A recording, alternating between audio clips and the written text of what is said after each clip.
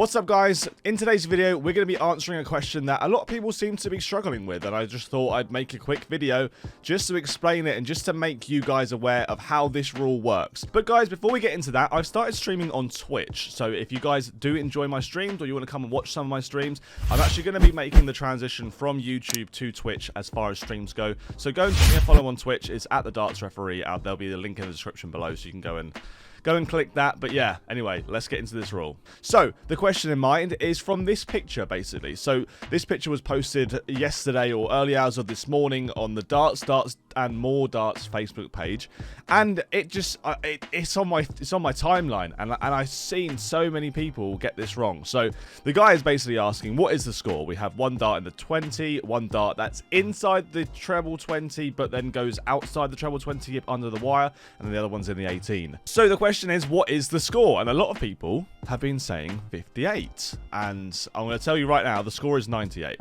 But I'm going to have to explain to you guys why the score is 98. Now, there is a rule that sort of applies to this, but a lot of people understand the rule wrong. So I'm going to try my best to explain the rule and explain what people think is the rule, and then tell you why it's not. If anyone wants any validation as to why I'm correct and other people aren't, I spent nearly 6 years as a professional darts referee, and I kind of know what I'm talking about. So in this instance, this would be 100%, without a shadow of a doubt, 98 scored. But let me tell you why. So the rule in question is in the DRA rulebook. It is rule 5.4.2, and the rule states that a scoring dart is counted by reference to the segment in which the point of the dart enters and remains in or touching the face of the dartboard. So everyone knows the rule. I'm pretty sure that if the dart is touching the face of the board, then that counts as being in, as long as it's, you know, it's on the board. So if the point is touching the board, at which point the point is touching the board is how many points you get. So if the point is laying flat against the single 20, that's a single 20. This is the rule that, okay, so this is where I think that people get confused when darts go under wires and stuff. So it says, it's a bit complicated, like it's worded a little bit complicated, but the rule is basically wherever the dart enters the board is what the point scored is going to be.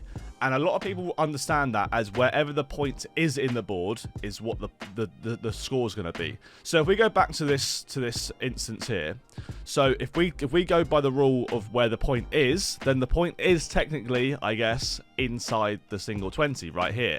But that's not the rule. That's just the rule that people for some reason believe to be the rule. The actual rule is where the point enters the board, and the point will have to enter the board in the red piece, which is the treble. A lot of times you'll see dartboards where the wires are a bit old, or the board's a bit old and the colours don't match up exactly.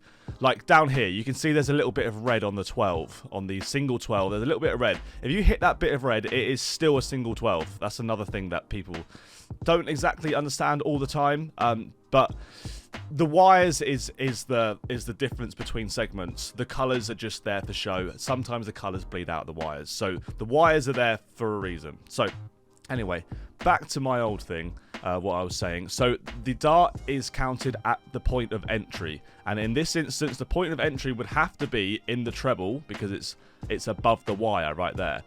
The point then continues to go down into the board a little bit further because of the angle, and the point ends up in the 20 instead of ends up in the treble, but the point of entry will always be the treble 20 because that's the only route that it's managed to get. That's the only way it's managed to get into that. And above that wire is the original point of entry was the treble and not the single. So that's where that rule comes in. That's basically what the rule is. So basically that's the reasoning why this is a 98 scored and not a 58.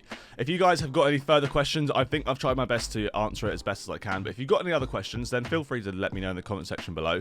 If you do like this sort of thing and you want me to debunk rules and myths and stuff in the future, because I think it could be quite an interesting little series, tag me in stuff on Facebook, Twitter, Instagram, whatever. I'm at the Darts Referee on Instagram and Twitter. If you're friends with me on Facebook, you can just tag me away on Facebook. But guys, thank you for watching this video. I hope you did learn something, and if you did enjoy it, leave a like on it and subscribe.